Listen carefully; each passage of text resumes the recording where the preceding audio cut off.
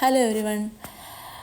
ഇന്നത്തെ ഈ വീഡിയോയിൽ ഞാൻ നിങ്ങളുമായിട്ട് ഷെയർ ചെയ്യാൻ പോണത് നമ്മൾ പഠിച്ച കാര്യങ്ങൾ മറക്കാതിരിക്കാനുള്ള കുറച്ച് ടിപ്സുകളാട്ടോ.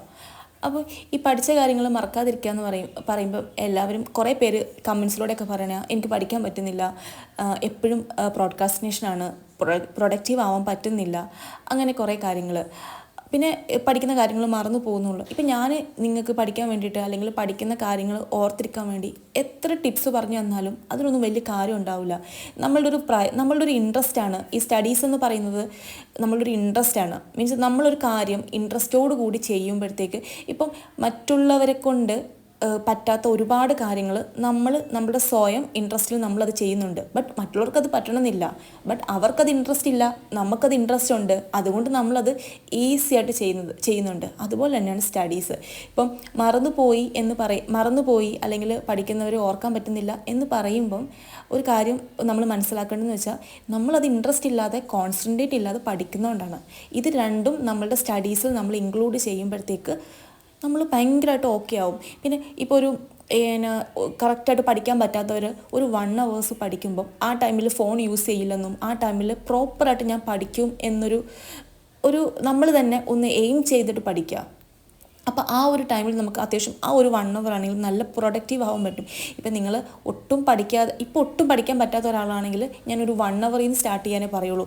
പിന്നെ അത് നോർമലി കൂടി ആ ഒരു ടൈമിങ് 1 or 2 or 3 അങ്ങനെ ഒരു hour, അങ്ങനെ ഓരോ മണിക്കൂറും കൂട്ടി കൊണ്ടുവന്ന് നമുക്കൊരു 10 hours ഒക്കെ ഈസി ആയിട്ട് എത്തിക്കാൻ പറ്റും. ബട്ട് അതിന് ഞാൻ ഈ പറഞ്ഞ ഒരു കാര്യം കൂടെ നമുക്ക് വേണം, ഇൻട്രസ്റ്റ് എന്നുള്ളത്. പിന്നെ ചിലവർ എത്ര പഠിച്ചാലും ഓർമ്മയിൽ നിൽക്കുന്നില്ല, അങ്ങനെയുള്ളവരും ഉണ്ട്. ബട്ട് ഞാൻ ചില പോർഷൻസൊക്കെ പഠിക്കുമ്പോൾ പ്രത്യേകിച്ച് ഇപ്പോൾ എന്നെ സംബന്ധിച്ചിടത്തോളം എനിക്ക് തിയറി പോർഷൻ ഭയങ്കര ടഫാണ്.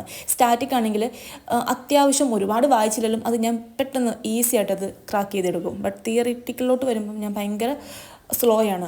അപ്പം അതുമാത്രമല്ല പഠിച്ച കാര്യങ്ങൾ ഞാൻ മറന്നു പോവാറുമുണ്ട്. അപ്പം ഞാൻ യൂസ് ചെയ്തിട്ടുള്ള എനിക്ക് ഭയങ്കര ഹെൽപ്പായിട്ടുള്ള കുറച്ച് ടിപ്സാട്ടോ ഈ വീഡിയോയിലൂടെ ഞാൻ പറഞ്ഞു തരുന്നത്. അതായത് എത്ര പഠിച്ചാലും നമ്മൾ ഓർമ്മയിൽ നിൽക്കാത്തതിൻ്റെ കാര്യം നമ്മുടെ റിവിഷൻ സ്ട്രാറ്റജി പ്രോപ്പർ അല്ലാത്തത് കൊണ്ടോ അല്ലെങ്കിൽ നമ്മൾ റിവിഷൻ ചെയ്യാത്തത് കൊണ്ടോ ആണ്. ഈ റിവൈസ് ചെയ്യുന്നത് വഴി നമുക്ക് എപ്പോഴും നമ്മൾ പഠിക്കുന്ന കാര്യങ്ങൾ എപ്പോഴും നമുക്ക് നമ്മുടെ ബ്രെയിനിലോട്ട് പെർമനൻ്റ് ആക്കാൻ പറ്റും. അപ്പം നമ്മൾ അതിനൊരു നല്ലൊരു സ്ട്രാറ്റജി, ഇപ്പം ഞാൻ നേരത്തെ കഴിഞ്ഞ വീഡിയോയിലൂടെ പറഞ്ഞു, ഒരു സ്റ്റഡി റൊട്ടീനെ കുറിച്ച് നിങ്ങളോട് ഡീറ്റെയിൽഡ് ആയിട്ട് പറഞ്ഞു തന്നിട്ടുണ്ടായിരുന്നു.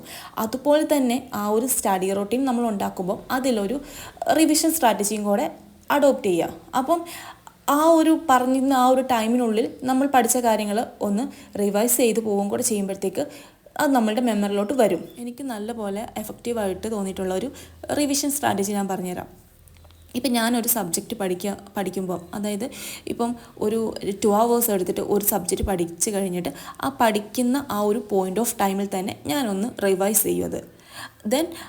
ദെൻ അത് കഴിഞ്ഞിട്ട് പിറ്റേ ഡേ എന്ത് സബ്ജക്റ്റാണോ ഞാൻ പഠിക്കുന്നത് അതിനുശേഷം ഞാൻ വീണ്ടും ആ പഠിച്ച കാര്യങ്ങൾ ഒന്നുകൂടെ റിവൈസ് ചെയ്യും. ദെൻ അത് മാറ്റി വെക്കും. പിന്നെ ഒരു 7 days കഴിഞ്ഞ്, അല്ലെങ്കിൽ നല്ല ടഫുള്ള ഏരിയസ് ഒരു 7 days കഴിഞ്ഞ് വീണ്ടും ഞാൻ റിവൈസ് ചെയ്യും. ദെൻ അത് കഴിഞ്ഞിട്ട് വീണ്ടും ആ ടോപ്പിക്സ് ഞാൻ മാറ്റി വെച്ചിട്ട് പിന്നെ ഒരു 1 month കഴിഞ്ഞ് അല്ലെങ്കിൽ ആഫ്റ്റർ 3 months കഴിഞ്ഞിട്ട് ഞാൻ അത് വീണ്ടും റിവൈസ് ചെയ്യും. അപ്പം എത്ര ടഫുള്ള കാര്യമാണെങ്കിലും അത് വീണ്ടും ഞാൻ റിവൈസ് ചെയ്യുമ്പോഴത്തേക്ക് എനിക്ക് ആ ഒരു ടോപ്പിക്സ് എൻ്റെ ബ്രെയിനിൽ നല്ല പെർമനൻ്റ് ആവുകയാണ്. കാരണം നമ്മളത് വായിക്കുമ്പോഴത്തേക്ക് ഇപ്പം നമ്മളിപ്പോൾ കോമ്പറ്റേറ്റീവ് എക്സാംസിനൊക്കെ വേണ്ടിയിട്ട് സ്റ്റഡി ചെയ്യണമെങ്കിൽ നമുക്ക് അത്യാവശ്യം വേണ്ടത് കൺസെപ്റ്റ് ആയിരിക്കും. അപ്പം നമ്മൾ ഓരോ ടൈമിൽ അത് റീഡ് ചെയ്ത് വീണ്ടും പഠിക്കുമ്പോൾ നമ്മളുടെ ആ ഒരു കൺസെപ്റ്റിൻ്റെ ക്ലാരിറ്റി വീണ്ടും നല്ലപോലെ കൂടി വരും. ചിലപ്പം നമ്മൾ ആദ്യത്തെ റീഡിങ്ങിൽ അല്ലെങ്കിൽ ഫസ്റ്റ് റീഡിങ്ങിൽ മനസ്സിലാക്കാത്ത പല കാര്യങ്ങളും നമ്മൾ പഠിച്ച കാര്യങ്ങളാണെങ്കിൽ കൂടി ഒരു സെക്കൻഡ് റീഡിങ്ങിൽ നിങ്ങളൊന്ന് എക്സ്പെരിമെൻറ്റ് ചെയ്ത് നോക്കിയേ. സെക്കൻഡ് റീഡ് ചെയ്യുമ്പോഴത്തേക്ക് നമുക്ക് വീണ്ടും കുറച്ച് ഐഡിയാസ് അതിൽ നിന്ന് കിട്ടും. നമ്മൾ കോമ്പറ്റേറ്റീവ് എക്സാംസിന് വേണ്ടിയിട്ട് പ്രിപ്പയർ ചെയ്യുമ്പോൾ നമ്മളുടെ ഒരു സ്റ്റഡി ഡ്യൂറേഷൻ എന്ന് പറഞ്ഞ ഒരു മാക്സിമം ഒരു 1 year ഒക്കെ ആയിരിക്കുമല്ലോ. അപ്പോൾ ഈ 1 year നമ്മൾക്ക് പഠിക്കുന്ന ടോപ്പിക്സിന് ഒരു സ്ട്രാറ്റജി ഉണ്ടാവും. ആ ഒരു സ്ട്രാറ്റജി തന്നെ എത്ര വാസ്റ്റായിട്ട് സിലബസും നമുക്ക് ഇൻക്ലൂഡ് ചെയ്ത് കഴിഞ്ഞാൽ റിവിഷൻ ചെയ്യാനും ഒരു ടൈം കൊടുത്താൽ മതി. അതിനകത്ത് വേണമെങ്കിൽ ഞാൻ ഈ വീഡിയോയുടെ ലാസ്റ്റ് അതെങ്ങനെയാണ് റിവൈസ് ചെയ്യേണ്ടതെന്നൊരു മോഡൽ വെക്കാം.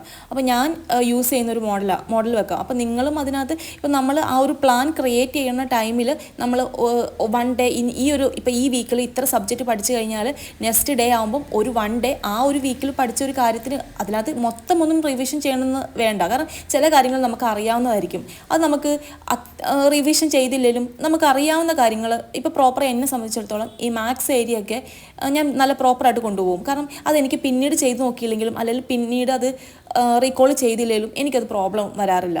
ബട്ട് തിയറി ആകുമ്പോഴത്തേക്ക് എനിക്ക് വീണ്ടും വീണ്ടും അത് പഠിച്ചുകൊണ്ടിരുന്നാൽ മാത്രമേ ഉള്ളൂ ആ ഒരു പോർഷൻസ് ഞാൻ നല്ലപോലെ പെർമനൻ്റ് ആവുള്ളൂ. അല്ലെങ്കിൽ എനിക്ക് അതിൽ പല ഏരിയാസും അത്രത്തോളം ബ്രെയിനിലോട്ട് വരത്തില്ല. അപ്പം അങ്ങനെ നമ്മൾ ടോപ്പിക്സിനെ ഡിവൈഡ് ചെയ്തിട്ട് വേണം ഈ ഒരു സ്ട്രാറ്റജി പ്രിപ്പയർ ചെയ്യാൻ വേണ്ടിയിട്ട്. ഇപ്പം ഒരുപാട് വാസ്റ്റ് സിലബസൊക്കെ ഉള്ള കോമ്പറ്റേറ്റീവ് എക്സാംസിന് വേണ്ടി പ്രിപ്പയർ ചെയ്യുന്നവർ എങ്ങനെ ഒരു റിവിഷൻ സ്ട്രാറ്റജി അല്ലെങ്കിൽ എങ്ങനെ റിവിഷൻ പ്രോപ്പറായിട്ട് കൊണ്ടുപോകും എന്ന് ടെൻഷൻ അടിക്കുന്നവർക്ക് ഒരു ടിപ്സ് ഞാൻ പറഞ്ഞുതരാം. നിങ്ങൾ പഠിക്കുന്ന ടൈമിൽ ഇപ്പോൾ UPSC ഒരു എക്സാമ്പിളായിട്ട് പറയാം. ഇപ്പോൾ UPSCക്ക് നമ്മൾ NCERTയും ഈ പറയുന്ന കണക്ക് കുറച്ച് സ്റ്റാൻഡേർഡ് ബുക്സും ഉണ്ട്. ഇപ്പം ലക്ഷ്മികാന്തിൻ്റെ പൊളിറ്റി GS പേപ്പറിന് വേണ്ടിയിട്ട് നമ്മൾ പൊളിറ്റി പഠിക്കാമെന്ന് വെക്കുക. അപ്പോൾ ആ ഒരു ടൈമിൽ പൊളിറ്റി പഠിക്കുമ്പം ആ ഒരു സിലബസ് അല്ലെങ്കിൽ ആ ഒരു ലക്ഷ്മികാന്തിൻ്റെ പുസ്തകം നല്ല വാസ്റ്റാണ്. അപ്പം നമ്മൾ നമ്മളുടേതായ രീതിയിൽ നമുക്ക് അതിനകത്ത് കുറച്ച് അറിയാൻ പാടില്ലാത്ത ഏരിയ ഒക്കെ ഫോക്കസ് ചെയ്തിട്ട് ഒരു നോട്ട്സ് പ്രിപ്പയർ ചെയ്ത് പോവാം.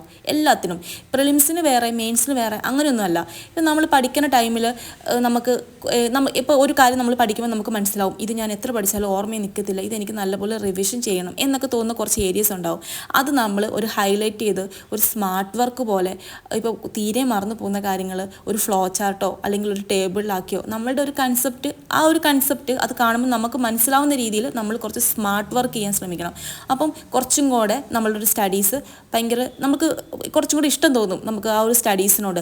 അല്ലാതെ നമ്മളിങ്ങനെ ബോർ അടിച്ചിരുന്ന് പുസ്തകത്തിൽ കുറേ ഹൈലൈറ്റ് ചെയ്യുമ്പോൾ ആ ഹൈലൈറ്റ് ചെയ്തതെല്ലാം ഇമ്പോർട്ടൻ്റ് ആണോ, ഇന്നത്തെ ഏതാണ് ഇമ്പോർട്ടൻറ്റ്, അങ്ങനെ കുറേ ഡൗട്ട്സ് നമുക്ക് വരുമ്പം തന്നെ നമ്മൾ ഭയങ്കര ഡിസ്ട്രാക്റ്റഡ് ആവും. അപ്പോൾ അത് അവോയ്ഡ് ചെയ്യാൻ നമ്മൾ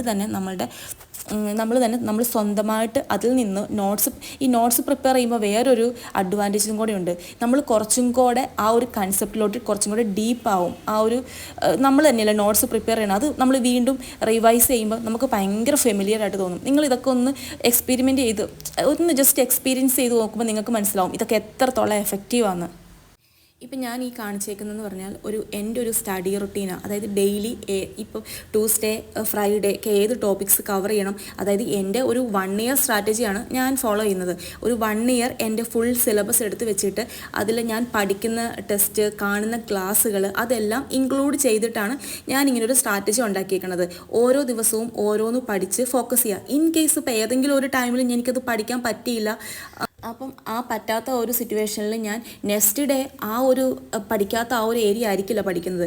ഇതിനകത്ത് എന്താണോ ഞാൻ ചെയ്തിട്ടുള്ളത് അത് മാത്രമേ പഠിക്കത്തുള്ളൂ. അപ്പം ഈ പെൻഡിങ് വന്നേക്കണ ഭാഗം ഞാൻ പിന്നീട് എപ്പോഴെങ്കിലും, അതായത് ഇപ്പം ഞാനിപ്പോൾ ഇത് പ്രിപ്പയർ ചെയ്തേക്കണമെന്ന് വെച്ചിട്ടുണ്ടെങ്കിൽ ചില ഡേയ്സിൽ നല്ല ഹെക്റ്റിക്കായിട്ടും ചില ഡേയ്സിൽ കുറച്ച് സ്ലോ ആയിട്ട് പഠിക്കുന്ന രീതിയിലാണ്. അപ്പം ആ ഒരു സ്ലോ ആയിട്ട് പഠിക്കുന്ന രീതിയിൽ എനിക്ക് കുറച്ച് ടൈം ബാക്കപ്പ് കിട്ടും. ആ ഒരു ടൈമിൽ ഞാൻ അത് നേരത്തെ കുറച്ച് പെൻഡിങ് ഉള്ള ആ ഒരു ഭാഗം എടുത്ത് ഇതിനകത്തോട്ട് ഇടും. അപ്പോൾ ഇങ്ങനെ ഒരു സ്ട്രാറ്റജി നമ്മൾ പ്രിപ്പയർ ചെയ്യുന്നതിൻ്റെ ഇടയ്ക്ക് ഒരു റിവിഷൻ കൂടെ വെക്കുക. ഇപ്പം ഇന്ന മന്തിൽ അല്ലെങ്കിൽ ഇന്ന ഡേയ്സിൽ ഒരു റിവിഷൻ വെക്കുക. പിന്നെ MCQ ടൈപ്സ് ഉള്ള എക്സാംസ്, അതായത് കോമ്പറ്റേറ്റീവ് എക്സാംസ് ഒക്കെ ആണെങ്കിൽ നിങ്ങൾ മസ്റ്റായിട്ടും പഠിക്കുക മാത്രമല്ല അതിൻ്റെ മോക്ക് ടെസ്റ്റ് ചെയ്യാനുള്ളൊരു ടൈമും പിന്നെ previous year question paper analyse ചെയ്യാനുള്ളൊരു ടൈമും ഒക്കെ ഇൻക്ലൂഡ് ചെയ്തിട്ട് വേണം ഒരു സ്ട്രാറ്റജി റെഡിയാക്കി എടുക്കാൻ വേണ്ടിയിട്ട്. കാരണം ഇപ്പോൾ UPSC ആണെങ്കിലും ഏത് കോമ്പറ്റേറ്റീവ് എക്സാംസ് ആയിക്കോട്ടെ, എങ്ങനെയാണ് പ്രീവിയസ് ഇയർ ഏത് ഏരിയയിൽ നിന്നാണ്, അങ്ങനെ ഒരുപാട് കാര്യങ്ങൾ നമ്മളെ മനസ്സിലാക്കാനും പിന്നെ അത് പ്രോപ്പറായിട്ട് കൊണ്ടുപോകാനും നമ്മളെ ഹെൽപ്പ് ചെയ്യും. പിന്നെ എന്തെങ്കിലുമൊക്കെ ഡൗട്ട്സ് ഉണ്ടെങ്കിൽ എന്നോട് കമൻറ്റിലൂടെ ചോദിച്ചാൽ മതി കേട്ടോ. ഈ പറഞ്ഞ ഓരോ കാര്യങ്ങളും ഞാൻ എൻ്റെ സ്റ്റഡീസിൽ ഇൻക്ലൂഡ് ചെയ്തിട്ട് എനിക്ക് നല്ല എഫക്റ്റീവായിട്ട് തോന്നിയിട്ടുള്ള കുറച്ച് കാര്യങ്ങൾ കേട്ടോ. നിങ്ങൾ ഇതേ സ്ട്രാറ്റജി യൂസ് ചെയ്യണം എന്നൊരിക്കലും അല്ല ഞാൻ പറയുന്നത്. നിങ്ങളുടെ പ്രയോറിറ്റി അനുസരിച്ച് ജസ്റ്റ് സ്ട്രാറ്റജി അങ്ങോട്ടും ഇങ്ങോട്ടൊക്കെ ഒന്ന് മാറ്റിയിട്ട് ഈ ഒരു രീതിയിൽ ഒരു സ്റ്റഡി റുട്ടീൻ മേക്ക് ചെയ്യണം. ഈ ഒരു സ്റ്റോപ്പ് വാച്ച് ഇങ്ങനൊരു, അതായത് സ്റ്റഡീസിനെ ബ്രോഡ്കാസ്റ്റ് ചെയ്യുന്നവർക്ക് ഭയങ്കരമായിട്ട് ഹെൽപ്പിങ് കേട്ടോ. ഞാൻ അങ്ങനെ ഒരാളായിരുന്നു. ബട്ട് ഇപ്പോൾ അതൊക്കെ എനിക്ക് ഒരുപാട് മാറ്റം വന്നിട്ടുണ്ട്. അപ്പോൾ ഈ ഒരു ചാപ്റ്റർ ഞാൻ 2 hours പഠിച്ച് തീർക്കുമെന്ന് പറഞ്ഞിട്ട് ആ ഒരു ടൈമർ വെച്ചിട്ട് നമ്മൾ പഠിക്കുമ്പോൾ നമുക്ക് ഭയങ്കര പ്രൊഡക്റ്റീവായിട്ട് തോന്നും. സ്റ്റഡീസിനെ ബ്രോഡ്കാസ്റ്റ് ചെയ്യുന്നവർ ഒന്ന് ട്രൈ ചെയ്ത് നോക്കണേ ഈ ഒരു സ്റ്റോപ്പ് വാച്ചിൻ്റെ കാര്യം.